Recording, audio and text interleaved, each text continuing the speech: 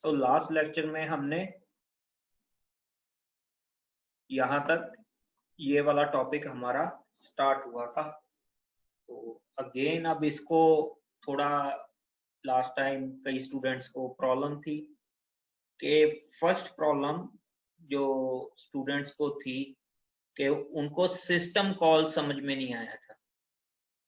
ठीक है, तो व्हाट इज सिस्टम कॉल, पहले मैं बोल रहा हूँ उसको ध्यान से सुनना, फिर हम एक स्लाइड देखेंगे और फिर हम उसको अपनी इंटरप्रेट करेंगे कि सिस्टम कॉल का मीनिंग क्या है। What is the meaning of system call. User program को अगर कर्नल से कोई भी सर्विस लेनी है तो वो सिस्टम कॉल के थ्रू ही ले पाएगा। यूजर प्रोग्राम को अगर कर्नल की कोई भी सर्विस लेनी है तो वो थ्रू सिस्टम कॉल ही ले पाएगा। Without system call it can not take the help of kernel or take any commands or execute any commands for kernel। तो अब इस लाइन का मतलब क्या है हम इसको देखेंगे।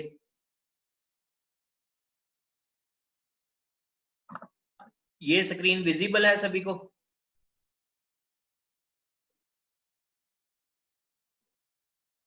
तो मैं अज्यूम करता हूं विजिबल है। Okay, so let us start. यहां पे यूजर प्रोग्राम है कोई,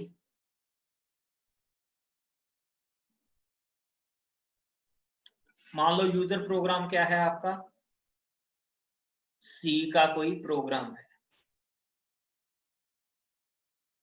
ठीक है, उसमें आपने सी प्रोग्राम में आपने कंपाइलर को क्या दिया, प्रिंटफ फंक्शन।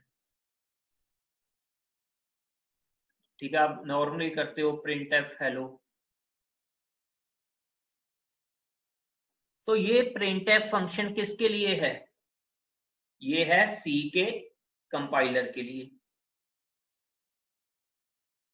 लेकिन सी का कंपाइलर क्या करेगा इसके लिए, कंसोल पे या स्क्रीन पे वो राइट करेगा ये वाला मैसेज हेलो।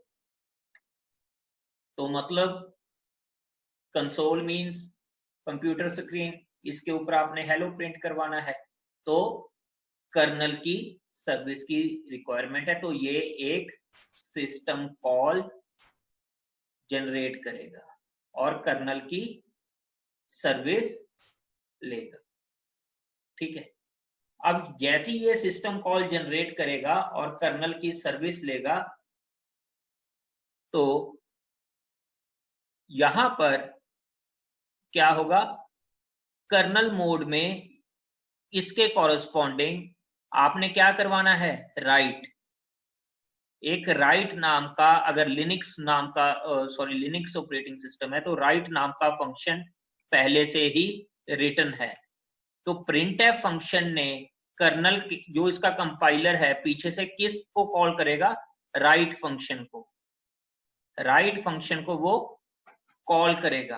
अब इस राइट फंक्शन ने क्या करना है, स्क्रीन पे लिखना है।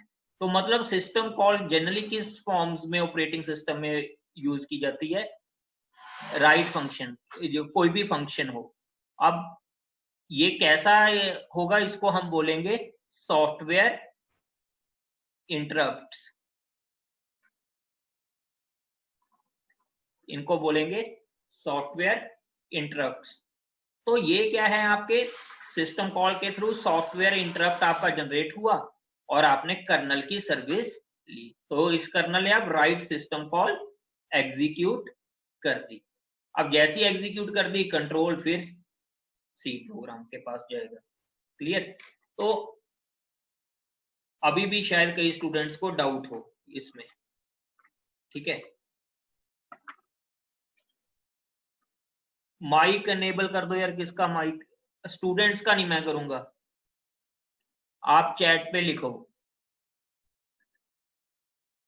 क्योंकि उसमें फिर प्रॉब्लम रहती है। रिपीट कर देता हूं मैं, इसको मैं इसके ऊपर ही आज टाइम लगाऊंगा, रिपीट करूंगा मैं, ठीक है। देखो आपके पास हुआ क्या, चलो हम पहले स्लाइड में देख लेते हैं, ठीक है। अब सिस्टम कॉल में अगेन इसने क्या दिखाया है, print F.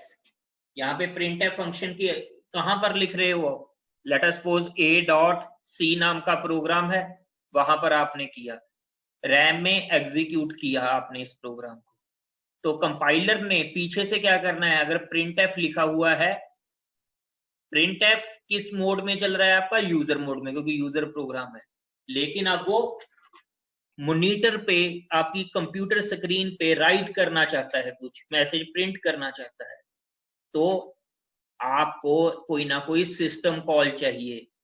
Linux operating system या यूनिक्स ऑपरेटिंग सिस्टम में उस सिस्टम कॉल का नाम है राइट, उस सिस्टम कॉल का नाम है राइट। तो यहां पर आपने राइट नाम की आपके पास पहले से बना हुआ फंक्शन होगा। ये फंक्शन कहां पर पड़ा होगा, राइट नाम का फंक्शन, बेसिकली ऑपरेटिंग सिस्टम के कर्नल में। तो यहां पर आपको कोई पॉइंट जो नहीं समझ में आ रहा, दोबारा पूछो चैट में, जो नहीं समझ में आया।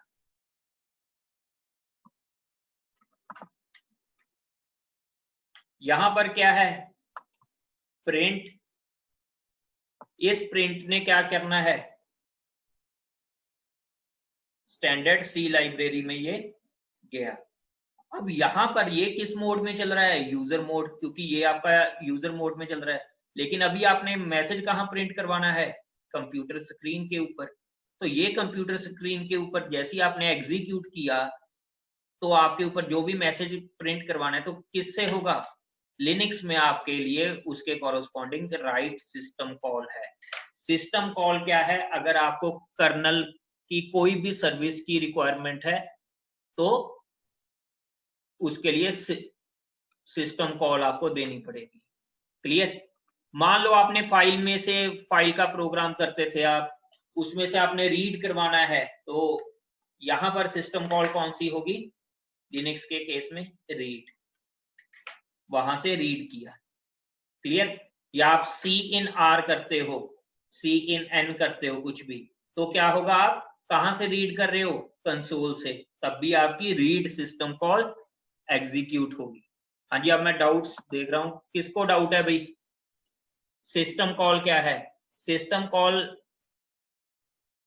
एक ऐसा आपका, जब भी आपको कर्नल की कोई भी फंक्शनिंग की रिक्वायरमेंट है तो आप एक सिस्टम कॉल आपकी एग्जीक्यूट होगी। सिस्टम कॉल क्या है, आपका एक तरीके का सॉफ्टवेयर इंटरप्ट। लिनक्स के केस में सिस्टम कॉल कैसे इंप्लीमेंट की गई है, using functions, using functions. Here you can see right is a system call, लेकिन ये कैसे है, इसके लिए उन्होंने एक फंक्शन राइट किया हुआ है, ठीक है।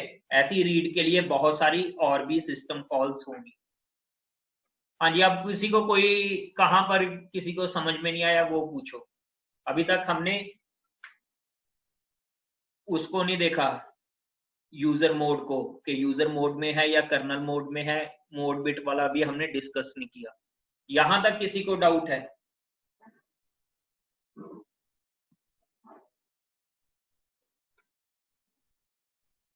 ट्रांजिशन कैसे हो रहा है यार, ये अगर आप इसको देखोगे, लेट अस सपोज आप प्रोग्रामर हो,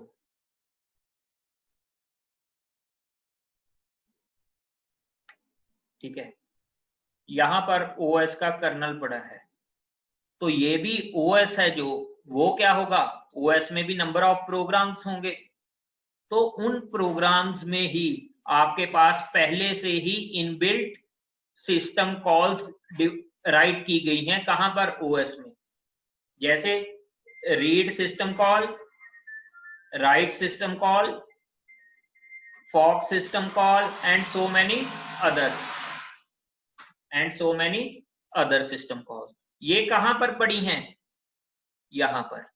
अब सी का कंपाइलर के लिए सी का सिंटेक्स क्या है, प्रिंट एफ। अब printf फंक्शन कहाँ कौन देखेगा उसको? सी का कंपाइलर। अब सी का कंपाइलर लेकिन इसको चलाने के लिए क्या करेगा कि उसको स्क्रीन पे राइट करना है, तो वो इस ऑपरेटिंग सिस्टम में अगर लिनक्स होगा तो राइट सिस्टम कॉल एग्जीक्यूट करेगा। तो फिर वो राइट सिस्टम कॉल एग्जीक्यूट की, तो ये क्या है? System call. उसकी उसने रिक्वेस्ट की, तो किस मोड में जाएगा वो? कर्नल मोड, क्योंकि कहां पर पड़ी है वो? इसमें। एग्जीक्यूट तो यहां से होगा ना वो। हाँ जी, किसी को अभी भी कोई डाउट हो? Any doubt? देखो सीधी सी बात है, आपने printf लिखा तो आप कहां पर लिख रहे हो? printf यूजर प्रोग्राम है। राइट कहां पर पड़ी है? ऑपरेटिंग सिस्टम में पहले से ही फंक्शन बना हुआ पड़ा है जिसको हमने सिस्टम कॉल का नाम दिया है, क्योंकि ये सिस्टम की के लिए फंक्शन लिखे हुए हैं जेनरिक। तो आपने जैसे printf को कॉल किया तो सी लाइब्रेरी में गया, स्टैंडर्ड सी लाइब्रेरी में। इसके अंदर जो printf फंक्शन लिखा होगा उसमें क्या होगा? आपके पास राइट सिस्टम कॉल को कॉल किया गया होगा। ये भी एक पॉसिबिलिटी है कि एक फंक्शन के साथ आपकी मल्टीपल, जैसे कंपाइलर में यहाँ पे printf है, कोई और फंक्शन हो तो उसमें मल्टीपल सिस्टम कॉल्स भी वो ऑपरेटिंग सिस्टम की इन्वोक कर सकता है। हाँ जी निखिल, चैट में पूछो आप जो पूछना है। कंपाइलर देखो बेसिकली क्या हो रहा है, आपके पास .exe फाइल बनी है जो रैम में होगी।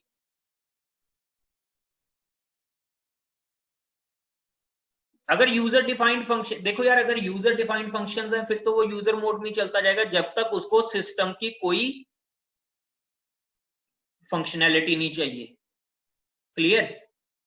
कंपाइलर स्विच कैसे करता है कि आपने एग्जीक्यूट किया है, एग्जीक्यूटेबल फाइल आपने एग्जीक्यूट कर दी, तो क्या करेगा बेसिकली आपकी, मैं कंपाइलर फिर भी थोड़ा सा गलत वर्ड यूज कर गया, स्टैंडर्ड सी लाइब्रेरी क्या करेगी?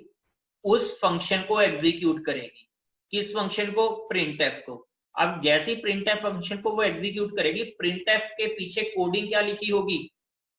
उसने राइट सिस्टम कॉल को कॉल किया होगा, तो वो वहीं से उठाएगा। क्लियर? क्लियर है ये? Any doubt?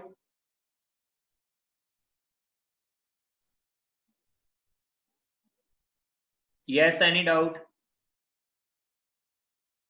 लाइब्रेरी में है ना फंक्शनैलिटी। अगर मैं बोलता हूं hash include IO stream, hash include stdio, तो उसमें printf पड़ी है आपकी। क्लियर? फिर वहां पे printf फंक्शन को डिफाइन भी किया हुआ है। क्लियर? सारे आपके उसमें उसमें printf फंक्शन, ये तो सभी मानते हो ना कि printf फंक्शन है एक, तो printf फंक्शन ने क्या किया हुआ है? उसको कॉल किया गया है। किसको? राइट सिस्टम कॉल को। क्लियर? क्योंकि जो ज्यादातर ऑपरेटिंग सिस्टम है ये सी या सी प्लस प्लस में पहले के बने हुए हैं, जो बेसिक इनकी सिस्टम कॉल्स है। क्लियर? तो अगर किसी को ये भी अभी तक नहीं समझ में आया तो एक बात आप ध्यान में रख लो कि सिस्टम कॉल क्या है, कि अगर आपके यूजर प्रोग्राम को ऑपरेटिंग सिस्टम की कोई भी सर्विस चाहिए तो वो थ्रू सिस्टम कॉल ही पॉसिबल है।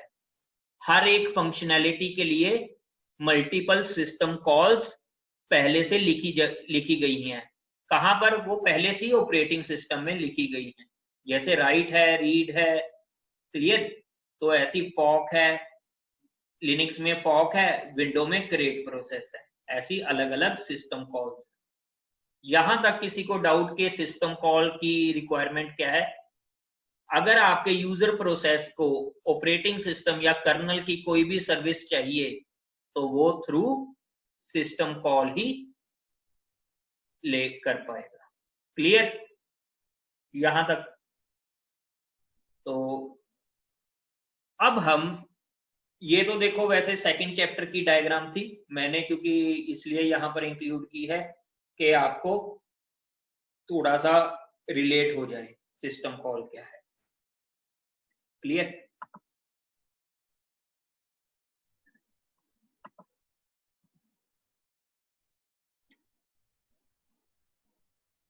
अब बारी आ गई कि इस डायग्राम का मतलब क्या है। आपका यूजर प्रोसेस एग्जीक्यूट हो रहा था, उसने printf का नाम का फंक्शन आ गया, उसने क्या किया, कॉल्स सिस्टम कॉल। अब ऑपरेटिंग सिस्टम प्रोसेस को कैसे डिफाइन करता है? ऑपरेटिंग सिस्टम में प्रोसेस भी क्या होंगे, अगर सी में बना हुआ है ज्यादा लिनक्स के केस में, तो आपका एक हर प्रोसेस के लिए एक स्ट्रक्चर बनेगा, उसके यहाँ पर डिफरेंट एट्रीब्यूट्स होंगे, वो हम चैप्टर 3 में आगे देखेंगे। ठीक है? अब हर प्रोसेस जब एग्जीक्यूट करेगा वो क्या करेगा, सिस्टम कॉल को एग्जीक्यूट करेगा। अब उस प्रोसेस के लिए ये वाला जो यूजर प्रोसेस है, सिस्टम कॉल क्या है, पहले एक सॉफ्टवेयर इंटरप्ट या ट्रैप की तरह काम करेगा। तो जैसे ही आपने ट्रैप किया तो उस प्रोग्राम के लिए जो मोड बिट है, अगर यूजर प्रोसेस के लिए रहेगा तो कितना रहेगा, वो 0, सॉरी 1, मोड बिट 1। अगर कर्नल मोड में जाएगा तो मोड बिट 0। तो जैसी सिस्टम कॉल आपने इन्वोक की वो मोड बिट को क्या कर देगा, 0, and then execute system call, और उसके बाद क्या करेगा, मोड बिट को 1 and then return from system call. Clear? यहां तक किसी को डाउट हो?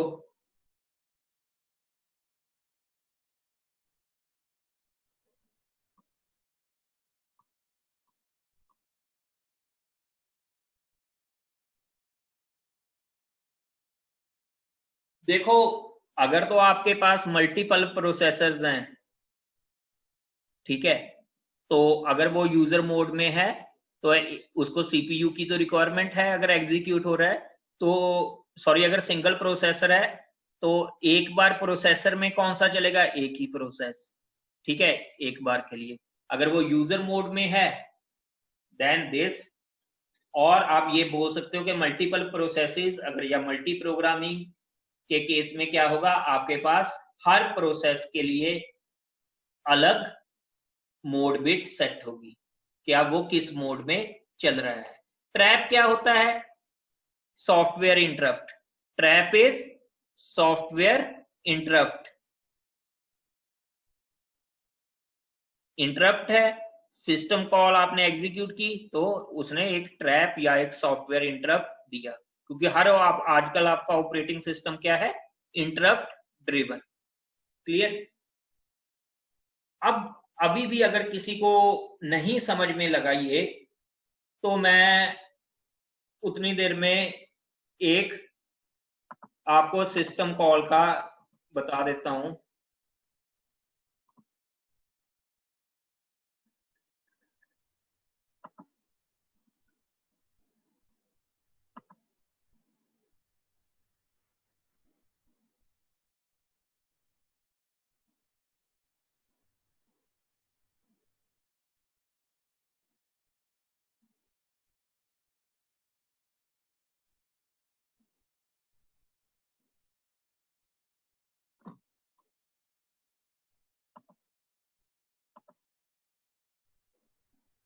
देखो, ये मेरे पास लिनक्स ऑपरेटिंग सिस्टम है यहां पर।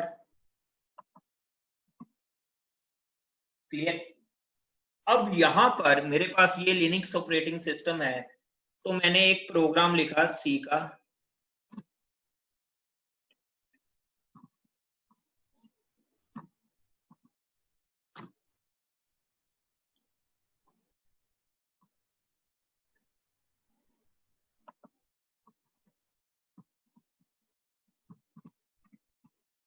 हैश इंक्लूड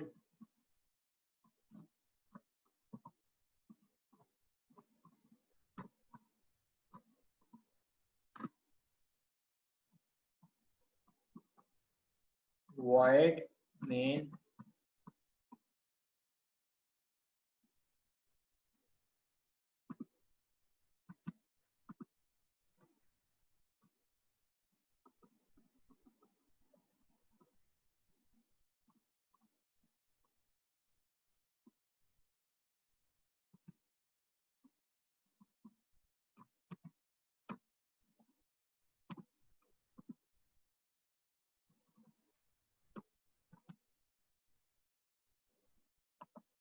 देखो एक सिस्टम कॉल होती है इसमें to create a new process that is called Fock.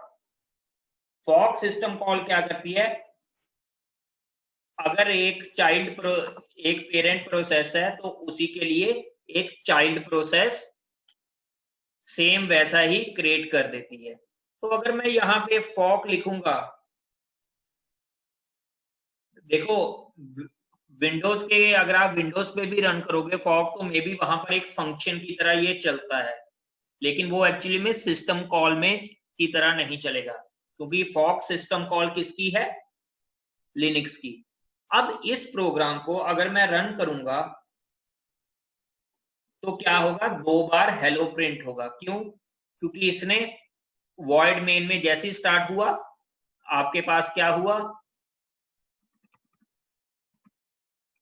इसकी सॉरी ब्रेस लगानी रहेगी।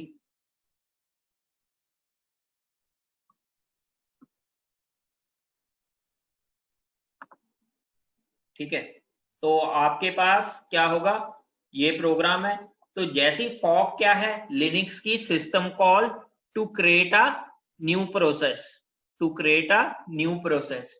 तो अब यहां पर पहले csc.c था आपका रैम में, जैसे ये जो भी इसको कंपाइल करके हमारे पास आएगा उसके बाद जो इसकी ऑब्जेक्ट और एग्जीक्यूटेबल फाइल रैम में रन होगी, जैसी रन होगी तो फॉक हुआ तो ये सेम कोड इसके चाइल्ड प्रोसेस में भी कॉपी हो जाएगा। From this point same code child में भी कॉपी हो जाएगा। तो अगर मैं इसको रन करता हूं यहां पे, सॉरी, तो सी को रन कर कैसे करते थे,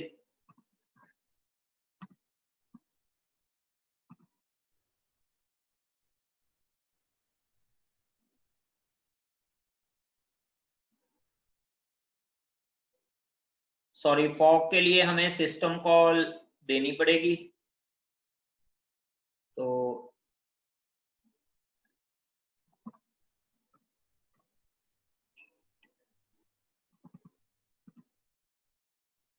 हाँ जी, सभी को इंक्लूड करने के लिए कौन सी होती है आपके पास, hash include, anybody should type bits, क्या होती है वो, कोई मुझे टाइप करके बताए, बिट्स स्लैश कौन सी हेडर फाइल इंक्लूड करनी होती है, बिट्स स्लैश std C++, ठीक है।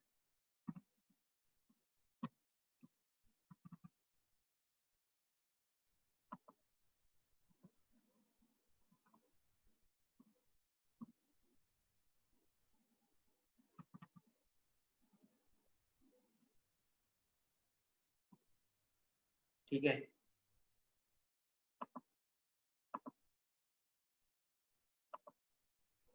इसको कंट्रोल एस,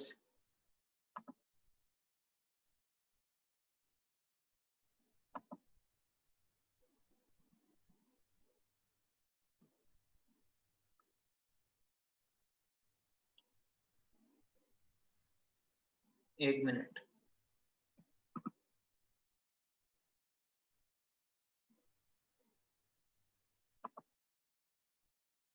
फॉक से क्या होता है वो मैं अभी एक्सप्लेन करूंगा ताकि आपको सिस्टम कॉल समझ में आ जाए।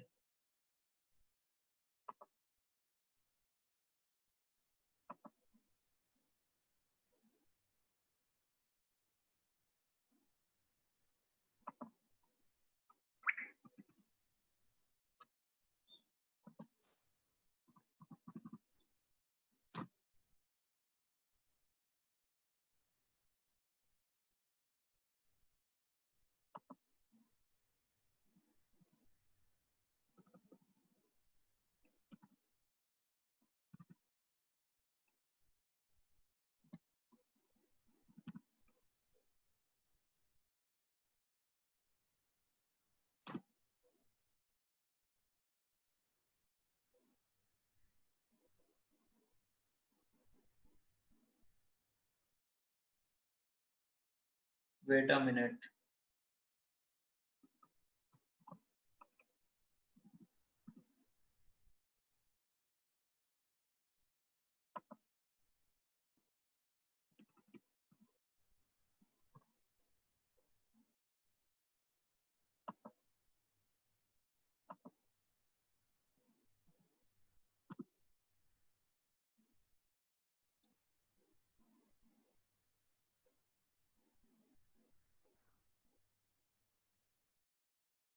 कोई मुझे नेट से चेक करके बताएगा कि इसकी कौन सी हेडर फाइल है? हेडर फाइल का इशू आ रहा है std/। Okay,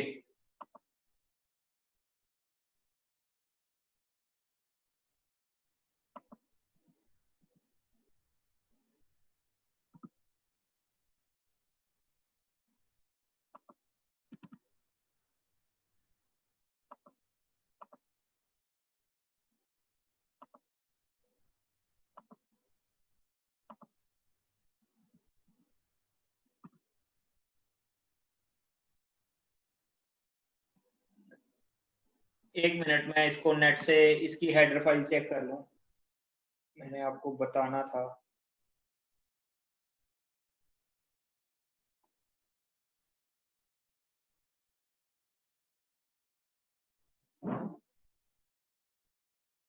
header file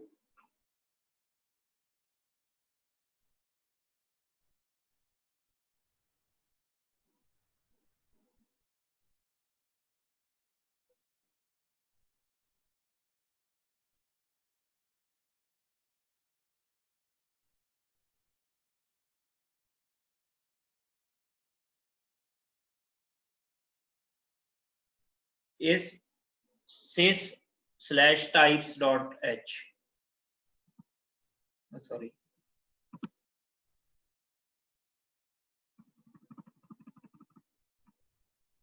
sys/types.h।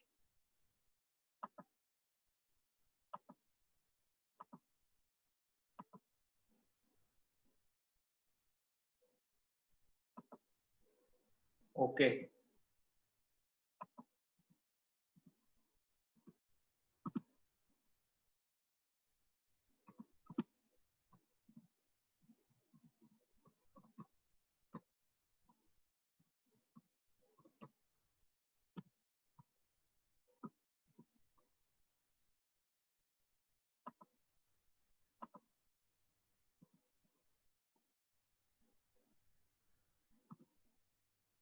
ठीक है। अब देखो, अब ये कंपाइल होगी,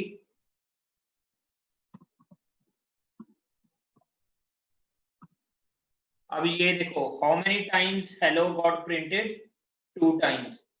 मे बी ये अभी विंडोज पे चल रहा हो आपका प्रोग्राम, क्योंकि वो फॉक को एज अ विंडो फंक्शन ले ले, लेकिन एक्चुअल में फॉक क्या है, यहाँ पर सिस्टम कॉल है, किसकी?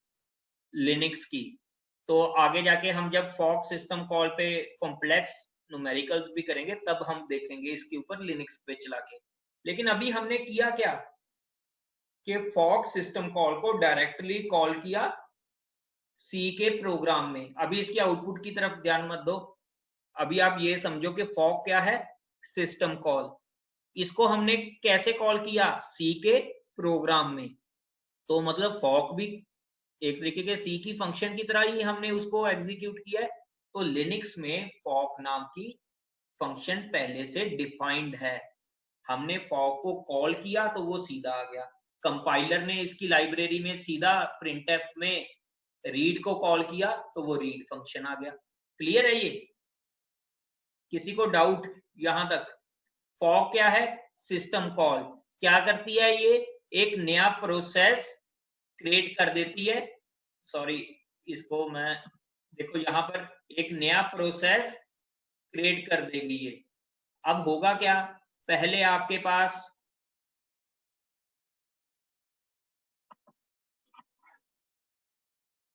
पास यहां पर एक पेरेंट प्रोसेस है। दैट पेरेंट प्रोसेस कौन सा होगा? मान लो मैं कह रहा हूं कि csc1.o नाम की आपकी फाइल थी जो आपने एग्जीक्यूट की, वो आपका पेरेंट प्रोसेस है। जैसे ही आपने फॉक लिखा, ये इस पॉइंट से क्या करेगा? नया प्रोग्राम लिख देगा प्रोसेस का।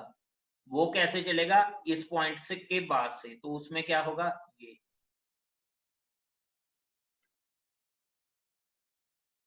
तो अब क्या हुआ? जैसी फॉक हुआ, एक तो आपका पेरेंट प्रोसेस रहा और एक उसका चाइल्ड प्रोसेस रहेगा जिसका सेम ही कोड होगा। तो इसलिए हमारे पास आउटपुट क्या आई, 2 बार हेलो। जिसको ये फॉक अभी समझ में भी नहीं आया, कोई इसकी वो बात नहीं, इसके ऊपर हम आगे जाकर काफी न्यूमेरिकल्स भी करेंगे। लेकिन अभी के लिए ये समझो कि सिस्टम कॉल क्या है, सी के इनबिल्ट फंक्शंस होंगे लिनक्स में, जिसको हमने डायरेक्टली हम कॉल करते हैं, या हमारे लिए सी की लाइब्रेरी या यूजर प्रोग्राम्स के लिए अगर और लैंग्वेज में लिखा है एपीआई इंटरफेसेस आपके होते हैं।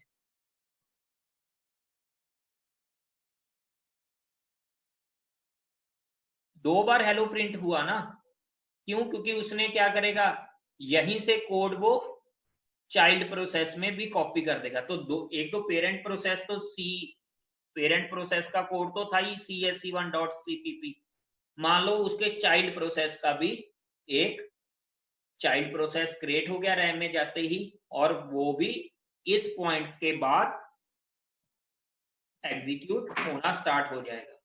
क्लियर? एक और प्रिंट एफ लिखेंगे, हाँ बिल्कुल, यहां पर अगर आप एक और प्रिंट एफ लिखेंगे तो आपका मल्टीपल टाइम्स वो चले।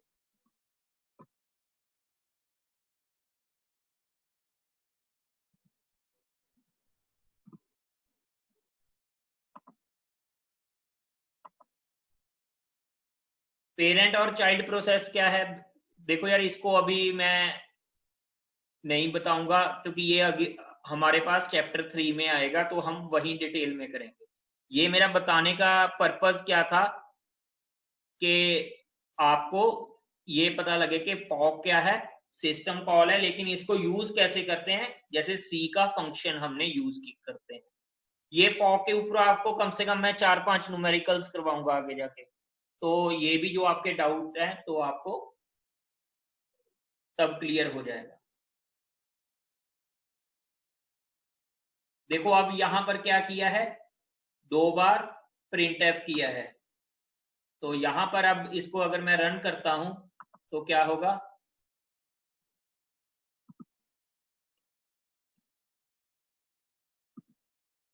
देखो कितनी बार हेलो प्रिंट हुआ, 4 टाइम्स। कितनी बार हेलो प्रिंट हुआ, 4 टाइम्स। अब यहाँ मल्टीपल टाइम्स ही लिखा है ना, लेकिन ये एक्चुअली में इसका प्रोसीजर क्या है, तो मैं आपको कहूंगा कि अभी वेट करो, ठीक है, क्योंकि इसका कंप्लीट अलग से है, तो मैं इसका कंप्लीट आपको बता दूंगा। ये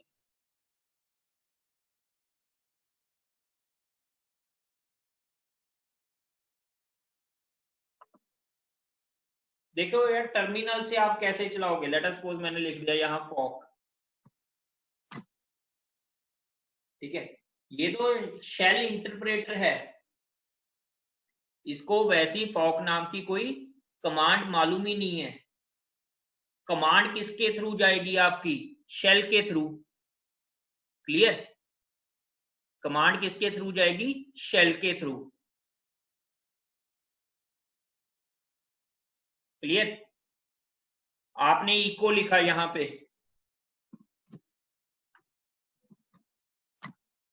अब इसने हेलो यहां पे प्रिंट किया, एक्चुअली में क्या हुआ, आपने इको लिखा, इको ने कौन सी कमांड चलाई आपकी, सॉरी कौन सी सिस्टम कॉल एग्जीक्यूट की, राइट सिस्टम कॉल, तो उसने वहां से आपको दिया। तो आपको ये देखना पड़ेगा ना आप कैसे उसको बता रहे हो। क्लियर? वो तो आपका देखो, एक्चुअली जो स्टार्टिंग वाला आपने याद रखना है कि शेल क्या होती है, कर्नल और यूजर के बीच में इंटरफेस। शेल क्या होती है, कर्नल और यूजर के बीच में इंटरफेस, तो वही आपको इंटरफेसिंग प्रोवाइड कर रही है। तो एक्चुअली में तो अगर लेकिन इसने कर्नल की कोई सर्विस लेनी है, तो हर शेल की कमांड को क्या करना पड़ेगा, सिस्टम कॉल कोई ना कोई एग्जीक्यूट करनी पड़ेगी। क्लियर?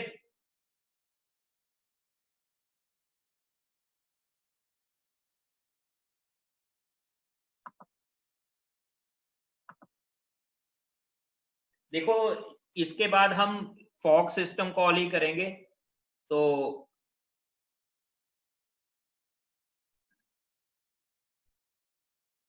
नहीं, echo will be a similar service like fork. देखो फॉक में तो आपके लेट अस सपोज आपने एक मल्टीप्लाई का प्रोग्राम बना रहे हो, आगे फॉक के बाद आपके पास और भी सिस्टम कॉल्स हैं, जैसे आपके पास एग्जीक्यूट सिस्टम कॉल है जिसमें आप चाइल्ड प्रोसेस का कोड भी बदल सकते हो। तो इको तो पहली बात, फॉक कोई सिस्टम कॉल है ही नहीं है। इको क्या है? कमांड। किसके लिए? शेल के लिए। शेल इको जैसी आप कॉल करोगे तो फॉक को फॉक नहीं सॉरी राइट को सिस्टम कॉल को एग्जीक्यूट करेगा। वहां तो फॉक का कोई लेना देना ही नहीं है इको कमांड में। इको तो जस्ट प्रिंटिंग के लिए है ना। क्लियर? अब कईयों को ये समझ में भी नहीं आया तो इसको हम नेक्स्ट लेक्चर में वो करेंगे, लेकिन अभी यहां पर देखो, यहां पर क्या किया हमने, user process execute, call system call और then return to system call. ठीक है। Timer is set to interrupt the computer after some time. मान लो यूजर प्रोसेस कोई कर्नल की सर्विस ही नहीं ले रहा, तो वो क्या करेगा, सारे का सारा टाइम यूजर प्रोसेस आपने ऐसा लिख दिया कि वो सिर्फ यूजर प्रोग्राम मोड में ही चलता रहे। तो कर्नल मोड में ऑपरेटिंग सिस्टम तो के पास तो कोई कंट्रोल रहेगा ही नहीं। तो ऑपरेटिंग सिस्टम जनरली क्या करता है, एक टाइमर सेट कर देता है कि इतने सेकंड्स या इतने यूनिट ऑफ टाइम के बाद तो हर जो आपका प्रोसेस है वो कर्नल मोड में जाए ही जाए। क्लियर? इतने प्रोसेस के बाद तो हर आपका जो प्रोसेस है वो कर्नल मोड में जाए ही जाए। तो ये किसकी बात होगी? टाइमर की।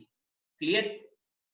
टाइमर किस लिए जरूरी है? वरना यूजर प्रोसेस कोई ऐसा आपका लिख दे जो कि क्या करेगा, हमेशा यूजर मोड में ही रहता रहे, तो ऑपरेटिंग सिस्टम के पास तो कंट्रोल ही नहीं जाएगा, क्योंकि वो कर्नल मोड में तो जाएगा ही नहीं, क्योंकि उसने कोई सिस्टम कॉल ही नहीं एग्जीक्यूट की। तो इसलिए ऑपरेटिंग सिस्टम कुछ देर बाद अपना उस प्रोग्राम के लिए अपना कंट्रोल रखने के लिए टाइमर सेट करता है। अब इसमें एक पॉइंट पेंडिंग है कि वर्चुअल मशीन के केस में क्या होगा। अब जैसे मैंने यहाँ पे आपको वर्चुअल मशीन दिखाई थी, कहाँ गई वर्चुअल मशीन? यहाँ ये रही। अब यहाँ पीछे से तो एक कर्नल की सर्विस भी ले रहा है, तो यहाँ पर कैसा मैकेनिज्म होगा? देखो, जो यहाँ पे मेरी वर्चुअल बॉक्स चल रहा है ये बेसिकली क्या है, एक यूजर प्रोग्राम। अब इस यूजर प्रोग्राम में एक वर्चुअल कर्नल मोड में भी है और एक वर्चुअल यूजर मोड भी है। क्लियर है ये बात? ये जो मेरा वीएम वेयर है, क्या ये यूजर प्रोग्राम है या नहीं, इसमें किसी को डाउट हो? वर्चुअल बॉक्स क्या यूजर प्रोग्राम है या नहीं? हाँ जी, यस या नो बोलो, क्या वर्चुअल बॉक्स यूजर प्रोग्राम है या नहीं?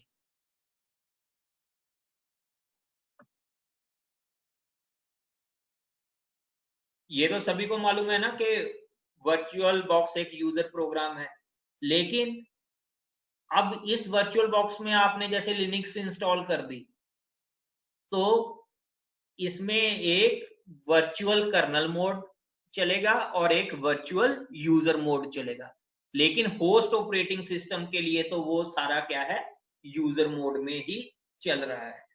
क्लियर है ये बात? ये बात क्लियर है?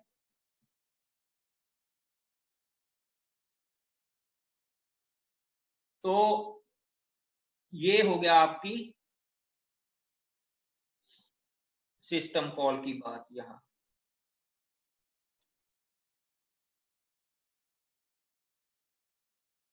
अब एक टर्म यूज होती है, कैशे कोहेरेंसी।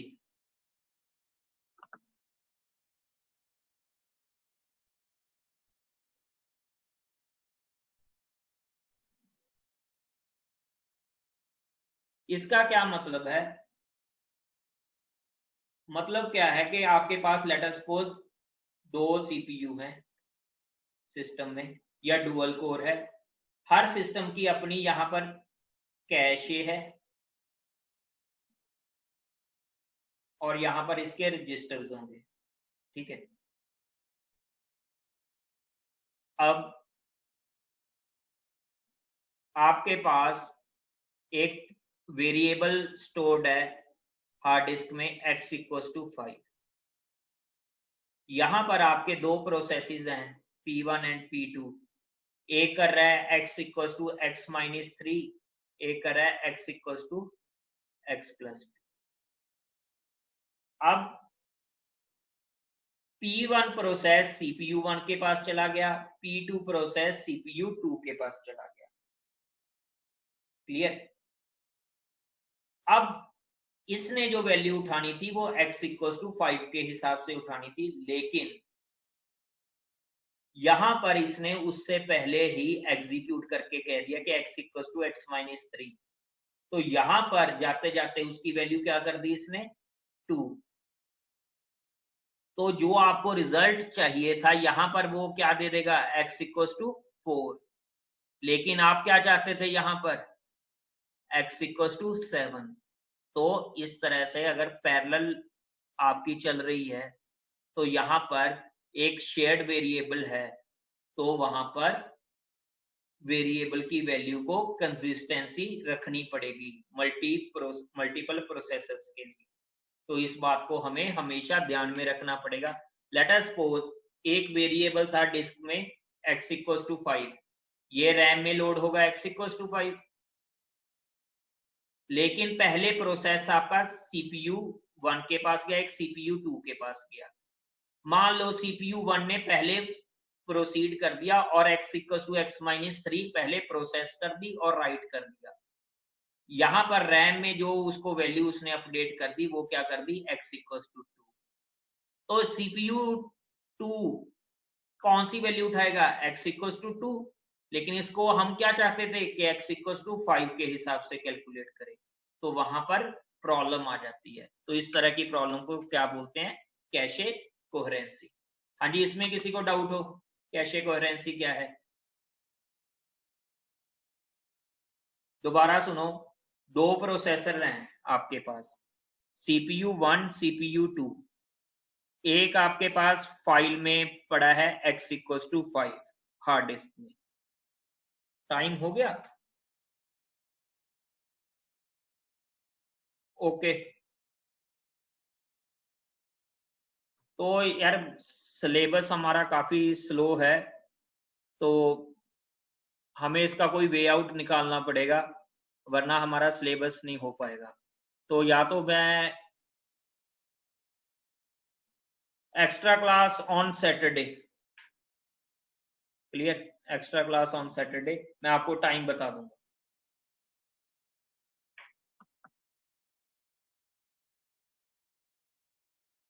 ओके।